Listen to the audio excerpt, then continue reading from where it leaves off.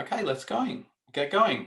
So thank you everyone for joining us today as part of ABSIA's webinar week. And this is Michelle Crosby, Deputy Commissioner of the ATO, who'll be talking to us about modernising business registers. Before we do that, I'd like to acknowledge the traditional owners of country throughout Australia and recognise their continuing connection to land, waters and culture. We pay our respects to their elders past, present and emerging. I'd also like to mention you have a Q&A button at the bottom of your Zoom screen. If you have any questions, please do put them in there and we will have time for those questions towards the end of the webinar. So, as mentioned, Michelle Crosby is the Deputy Commissioner of the Commonwealth Business Registry Service, Business Line at the Australian Taxation Office, and also the Deputy Registrar of the Australian Business Register. Michelle is leading a transformational program of work across multiple agencies to modernise business registers and introduce director identification numbers. And Michelle's going to talk about that now. So I'm very pleased to welcome Michelle. Thanks, Simon, and g'day everyone. Great to be with you this morning. And as Simon said, I look after the Australian Business Register today, but also been given responsibility for leading a cross-government program of work to modernise our business registers. And so ABSIA and the software industry, we've got a strong track record of a great relationship with you. And so I jumped at the opportunity to come and chat with Simon today and tell you a little bit more about our program of work. And we have been talking about modernising business registers. It seems like forever, but we were really thrilled late last year to get the go-ahead from government where our program was fully funded and we're given the green light to start to work on the program and really make it easier for businesses to do business with government into the future. Really ambitious agenda that we've got on our plate over the next 4 years though. So, and digital service providers will be absolutely critical to our success. And I'll touch on that this morning as to why that is and how we'll work together.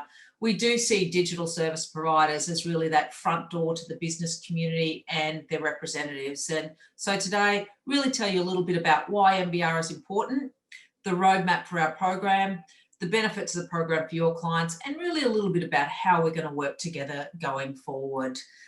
Maggie, we might just go to the next slide if that's okay. Excellent, thank you.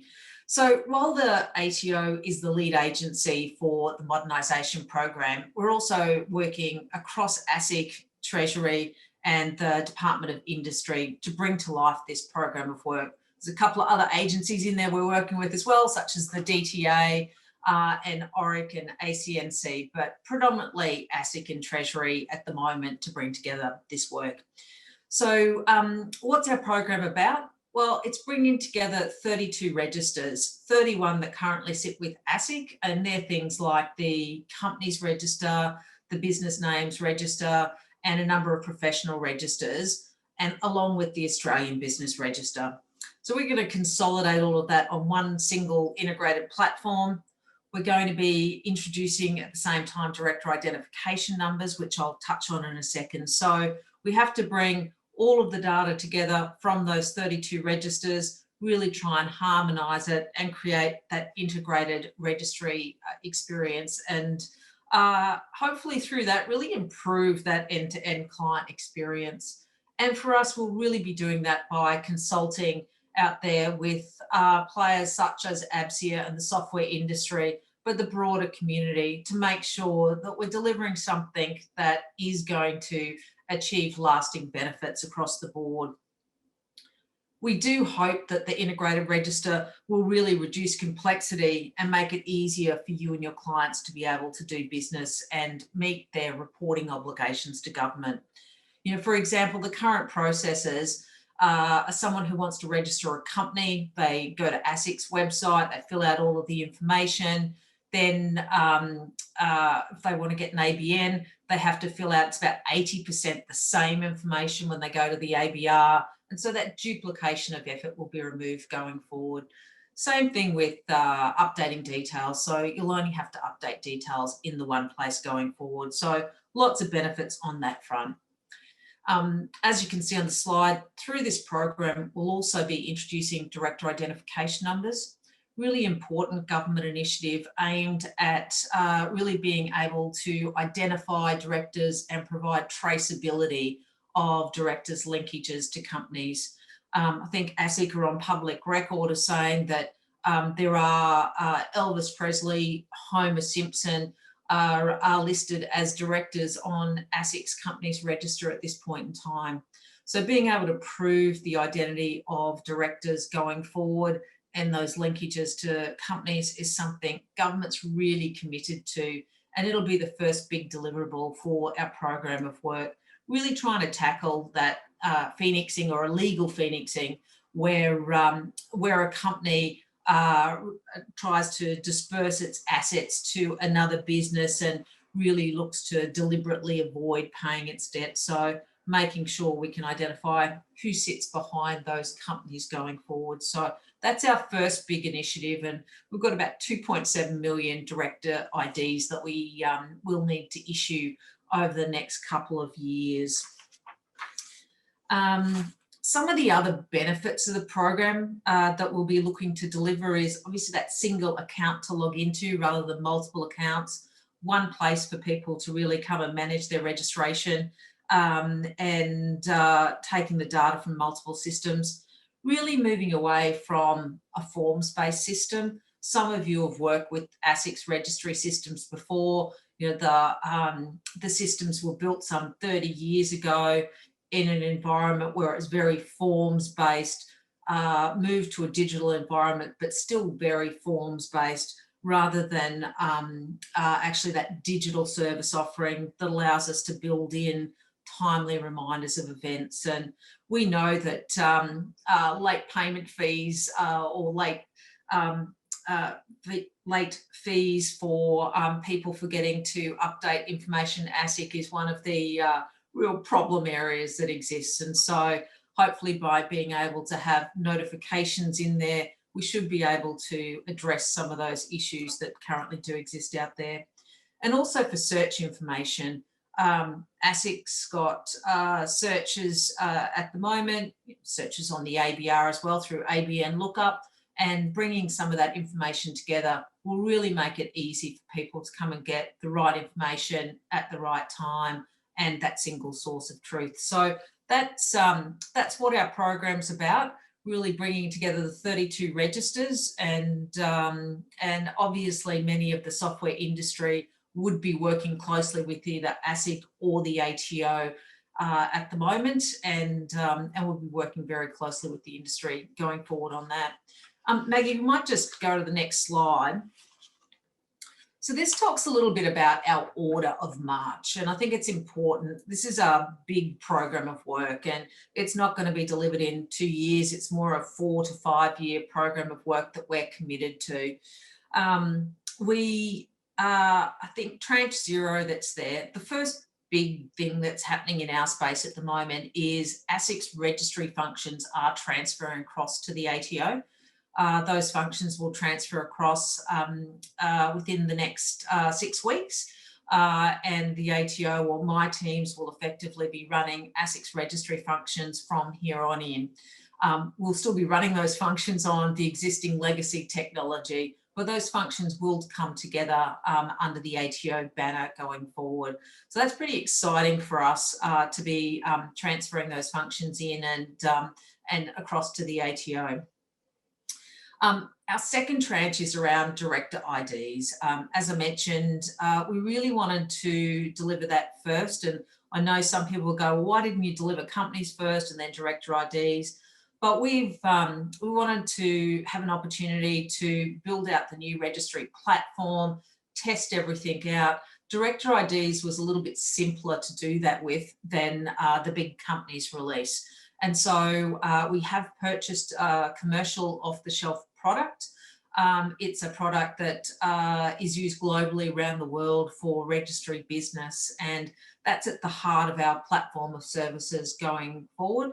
Obviously, there's a lot to wrap around that, including a number of services across the ATO, but we purchased a product, we've stood that product up, but we need to test out, how we produce APIs from that product, working with the software industry as well. And so Director ID is a little bit simpler to do that with. So we're really using Director ID as a means to just test everything out, make sure it's working well, because tranche 2 then leads into the big companies release. And that is a massive release for us, bringing together the companies register and the ABR components of companies onto the one platform, where we're actually going to have to harmonise the data, migrate 30 years of registry data in some instances across onto there. So big release for us. And so tranche 1 kind of lets us test it out. Tranche 2 lets us get that really big release done. And then, and so tranche 2 is kind of a couple of years away. Tranche 3 then brings the rest of the ABR and business name stuff onto the new platform. Tranche 4 brings the professional registers across. So things like financial services advisors, self-managed super fund auditors, etc. And then we'll obviously decommission the old systems. So fair bit in that, but work's well underway. We hope to be going into private beta for director IDs within the next couple of months, with the view to actually going live with director IDs towards the end of this year, if everything kind of pans out. So lots happening at this point in time, and I know several of you on this hookup may have been involved in some of our consultation processes so far. Maggie, we might just pop along to the next slide if that's okay. So wholesale services, as the slide says, ATO's got a really strong track record of working with software vendors to deliver great outcomes. We couldn't be successful without the software industry, and certainly for us, we want to make sure that we are leveraging the natural systems. For us, some of the software providers, and when I say for us, the ATO, some of the software providers that deliver services to the asset community are new to the ATO. So we're really enjoying getting to know those software providers and what they do. In having said that, many of the software providers are well known to the ATO. So it's going to be a nice coming together of the various members of the software industry to look at how we can deliver much better outcomes for business. We do want most of the interactions to be machine to machine with minimal human interaction, so that businesses can meet their obligations. And we do really want to use natural business systems where we can. In order to do that, wholesale services are absolutely going to be critical for us. Maggie, do you want me to just pause there, or is the slides okay? Just checking, just let me know when to keep going, Maggie. Yeah, if you're happy to keep going, I'll just get the share. Sure, no worries. So as I was saying, the software industry really critical to our success going forward. We do want to look to leverage as many of the patterns that exist in the ATO as possible, and we feel that really integrating our services into digital products that businesses are already familiar with, we can really reduce confusion for them and make it easier for them. And so we're working with a number of you at the moment around director IDs, around how we can look to start people when we issue a director ID in the software itself. And whilst the actual issue of a director ID won't able to be completed specifically in the software, but how can we get that flow through the software and have people start there in a product that they know and understand, and really leverage that experience so that it's as simple as possible for clients that are actually needing to get a director ID. And that's the philosophy we'll be trying to take right throughout the entire program, to really make sure that that this is as simple as possible for clients to be able to transition to the new registry experience. And that's where the software industry is really going to help us support the broader community out there and make sure that we are getting a great experience. We can't be successful if the software industry isn't on board with us. And that's really a theme I need to reinforce. How do we work well together going forward? Maggie, you might just duck to the next slide because it starts to get into a little bit about that working well together. So what's this really going to mean for software providers? So I think it's going to be a more contemporary environment than what software providers working with the registry business may have seen before. We do hope that it's going to be a quicker development timeframes than what you might have experienced with our registry business previously. But I think we're very conscious that we are not the only thing that software developers have got on your plate at this point in time. And so really making sure that we're working with the Digital Partnership Office in the ATO to have a look at everything that software providers have got on your plate and trying to reduce the risk as much as possible is something that we're a little bit conscious of. We know that for some of the software providers that we'll be working with going forward may not be used to the ATO's technical environment or things like our operational framework. We'll need to help people transition onto that operational framework going forward. Some of you will just be so used to working in that environment, others won't. And so this is not going to be a one size fits all change for software providers. Those who are really used to working with the ATO probably won't notice a lot of difference in approaches.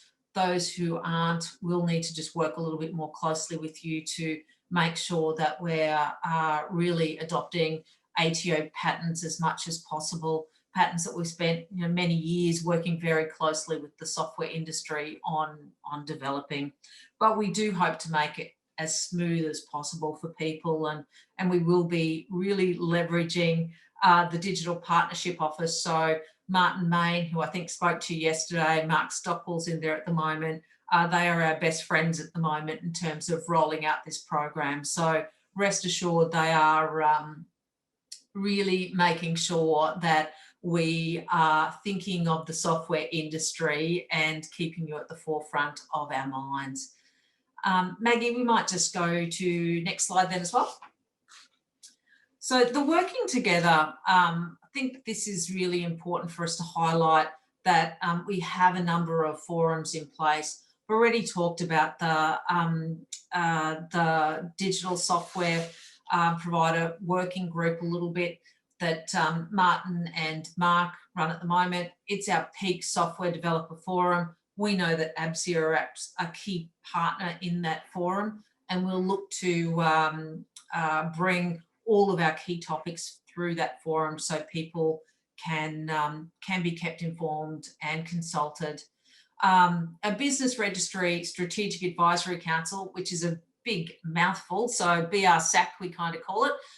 It's our strategic council that sits across all of our registry business and helps our registrar bring our vision to life, and our registrar being the Commissioner of Taxation, Chris Jordan, and Simon actually sits on that council, and Karen LaRue before Simon, and both Karen and Simon play a really important role there in helping us understand the software industry and really advocating for the software industry.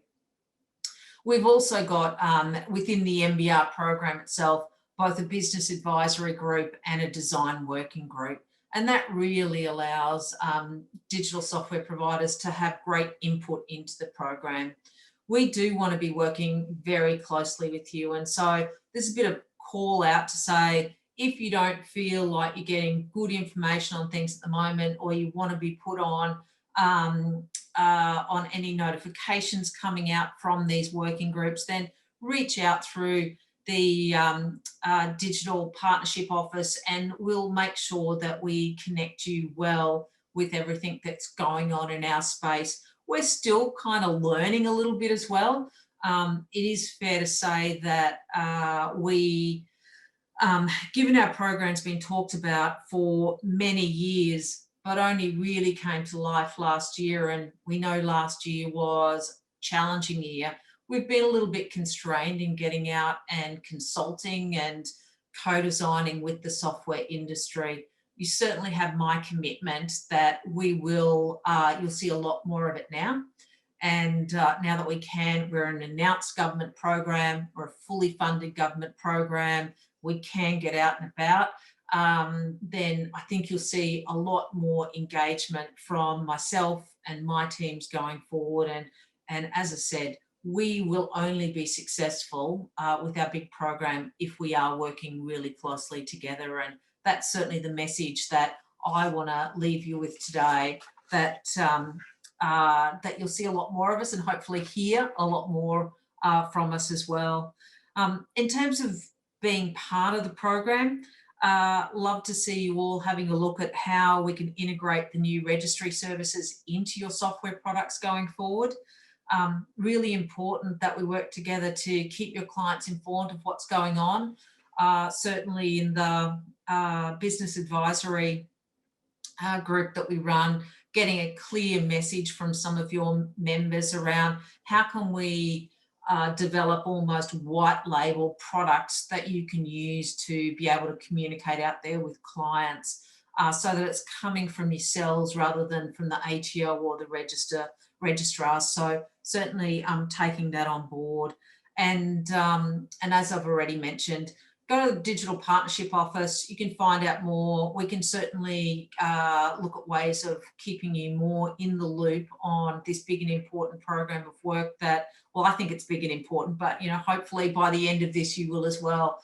But, stay informed of what's going on, because I think through this program, we're delivering something really big for the Australian community, something that I think will make a big and lasting difference going forward. And if we get this right, then I think we will be transforming not only the way that people interact with government, but actually the data that we hold and how we can use that data to better connect people going forward. So that's probably, Simon, the key things I wanted to touch on today. Hopefully people are a little bit excited about our program and hopefully want to know a bit more.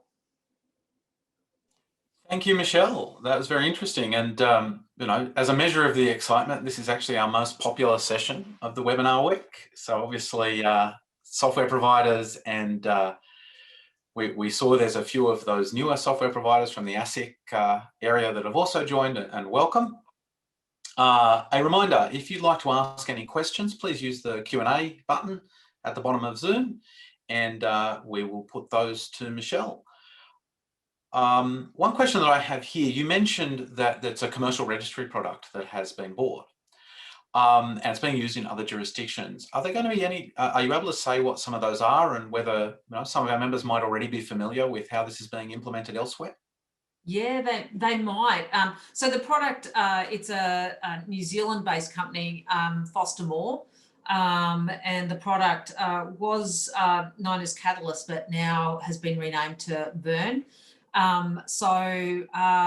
Look, I'm not aware of the exact jurisdictions. There's a number in Canada, America, some of the African countries, the product started its life in New Zealand with some of the business registration, company registration processes over there. And obviously ABSIA has got that close relationship with New Zealand. So I'd suspect it's a product that several of you would be quite familiar with if you've had dealings in New Zealand. Yeah, so yeah, a bit of a leading question. So I know it's being used for the NZBN register as well. Yes. And for those of you that haven't seen it, it's got a very nice front end and very easy to use as a consumer of it. And we're looking forward to seeing that across all the registries in Australia as well.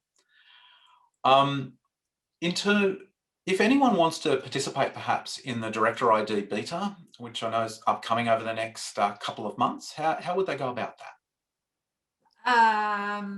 I should know the answer to that in terms of exactly who you should reach out to. I can give you, certainly Damien Hobben is our Director ID lead, and some of you might know Damien from from a previous life and some of the other big programs. So I'm going to be bold and just email Damien Hobben at the ATO, and I'm sure he'll get you involved, and he will kill me for saying that. Or you can send it into info@ABSIA and we'll forward it on for Yeah, you. perfect. Even better. Good yeah. save for Damien. Thanks, Simon. And I'm sure for those of you who have DPO account managers, they can also put you in touch Yeah. as a way of doing that. So at this point, there isn't going to be an apply for director ID API. I can maybe explain why that has happened and maybe what we might be able to see in the future. Yeah, look, this has been an interesting one for us, Simon, around at the moment, the government, or particularly the ATO, hasn't outsourced proof of identity in establishing kind of core records. So the example most commonly used is apply for a TFN. So we don't put that out there in software at the moment. So we've made a decision to take a similar approach with apply for a director ID. You know, it's a very similar process to apply for a TFN. So we aren't outsourcing the risk. It will have to occur through the core registry system itself, through MyGovID. What we are looking to do, though, is try and start people in software as much as possible, because the end working of getting a director ID is actually to flow that number back into the corporate management software so that it's actually on record there and then can be provided into the company's register longer term. So perhaps not an ideal solution from the software industry's perspective, but one that I'm really committed to working with to see how we can make it work and make it as seamless as possible. Great, thanks. And we have a question here, which is, how would the application process actually work? And I'll sort of add on to that. Do you think it's going to look a little bit like the way JobKeeper worked, in the sense that you started in an accounting software in the natural system, and then you moved on to the business portal in that case, or the agents portal, to complete the process, and then you'd go back into that natural business system to complete the process? Yeah, I'm hoping it will look a bit like that. I think we'll test some of that out through the private beta process. We're certainly hoping to have a range of people test out the private beta process to see what it might look like. In terms of the application process for Director ID, quite a simple process. People would log in using their MyGovID. They need to provide some basic information. We're really not capturing huge amounts of information. We're proving someone's identity. We're issuing them with a 15-digit director ID number. And importantly, the director ID number being 15 digits, it's got a country code at the front of it. So we are looking to have a number that can be used more broadly or internationally if other jurisdictions look to bring in director IDs going forward as well. So the director ID part itself is actually not a complex process. It's kind of what happens with the director ID afterwards, because the key director ID in itself is kind of somewhat meaningless until it's linked to the companies and you actually have that traceability. So that for me is the key. Okay, thank you. When do you think then that MBR will begin to impact digital service providers? So I guess that in your diagram earlier is tranche 2 with the new companies register. I think there'll be some components as part of tranche 1. So certainly if we are looking to make sure that the director ID gets flowed back into the corporate management software, then I think there'll be some validation services or APIs needed to validate that information. So I think there'll be some components there, and that's really important for me to be able to test out some of the generation of APIs and the adoption of those APIs by software providers. So to be honest, I think the software industry is being impacted now. And if people don't know about it, need to make sure that people are starting to get across it. Absolutely, the big companies release is where the biggest impact is. And that's why it's so important that we test out some of those processes now so that we get it right, because that company's release is, it's a massive job that we're going to have to all work together on to get it right. The data in itself and data migration is huge. Yeah, absolutely. I'm sure some of us have experience of doing data migrations and cleaning data and so on, and this must be orders of magnitude more complex. In terms of use of MyGovID, so I know people will need that, and I understand the coverage across directors is not as high as perhaps business portal users. Are you planning a campaign to get people to sign up to MyGovID ahead of Director ID or as part of the process? Yeah, we're working on that. So at the moment, MyGovID is being put across the top of MyGov as well. And I think we're starting to see some of those numbers really increase, which is fantastic. And so there are a number of campaigns. I think it's fair to say that JobKeeper helped our cause on some of that front in terms of people getting their MyGovIDs. I actually think the coverage will be slightly higher than what we are thinking at this point in time. In having said that, absolutely, there'll be a fairly large campaign to get a Director ID. It will need to come in waves, and it's certainly something that we need to work out how we approach it with the software industry. So how do we nudge people to go, it's your time to get a Director ID now?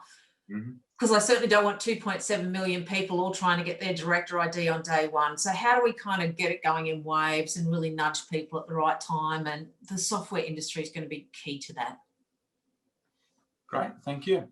So we'll start to wind it up. Was there any last messages you wanted to leave our members and the broader audience with?